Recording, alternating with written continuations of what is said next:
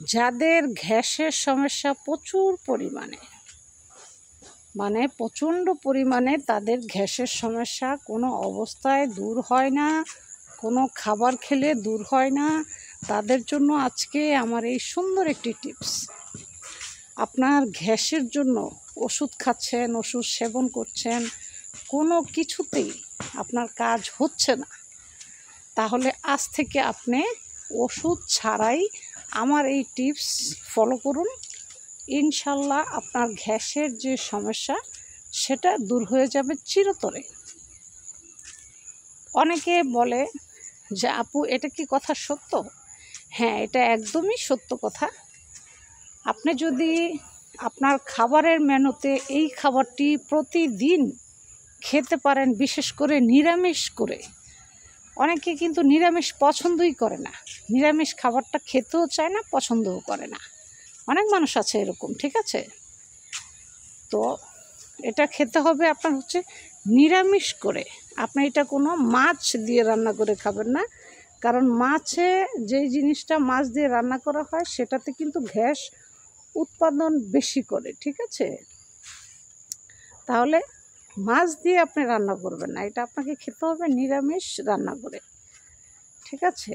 আর সবজিটা এটা খুব আহামরি খুব দামি সবজি না, খুব দামি সবজি না, একদমই কম দামি সবজি বাজারে অ্যাভেলেবেল পাওয়া যায়। এই সবজিটা আমার নবীজি বেশি থেকে বেশি এই খাবারটা খেতে নেই। তো আপনারা অবশ্যই খাবারের মেনুতে এই খাবারটা রাখার জন্য চেষ্টা করবেন। আপনার গ্যাস চিরতরে মুক্ত হয়ে যাবে, ওষুধ খেতে আপনার হবে না, ঠিক আছে? সেটা হচ্ছে আপনার লাউ।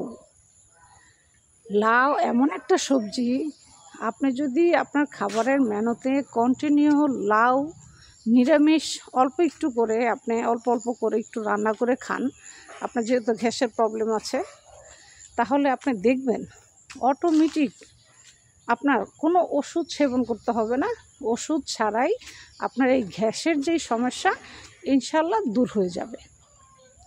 অনেকে বলে কথাটা আসলে কি সত্যি আপু? হ্যাঁ, 100% সত্য। আপনারা যাদের গ্যাসের সমস্যা প্রচণ্ড পরিমাণে, তারা প্রতিদিন খাবারের মেনুতে এই লাউ খাবারটা রাখার জন্য চেষ্টা করবেন, এই লাউ সবজি রাখার চেষ্টা করবেন, কারণ লাউয়ের উপরে কোনো খাদ্যই হয় না। আমার নবীজি লাউ খেতেন প্রচণ্ড পরিমাণে, লাউ, মধু, দুধ, এটা হচ্ছে খুব পছন্দের খাবার ছিল আমাদের নবীজির, বুঝতে পারছেন?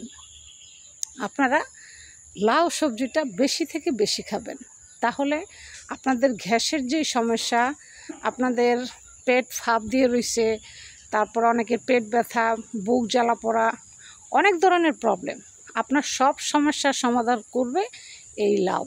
আপনি লাউটা আপনার খাবারের মেনুতে কন্টিনিউ রাখার জন্য অবশ্যই চেষ্টা করবেন, তাহলে আপনার গ্যাসের সমস্যা চিরতরে দূর হয়ে যাবে ইনশাআল্লাহ। তো আশা করি আপনারা বুঝতে পেরেছেন আমার কথা।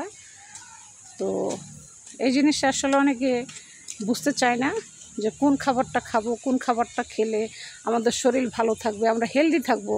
আসলে এটা আমরা জানি না, না জেনে কী করি, আমরা উল্টাপাল্টা খাবার খাওয়া শুরু করি। আর বিশেষ করে আপনার যদি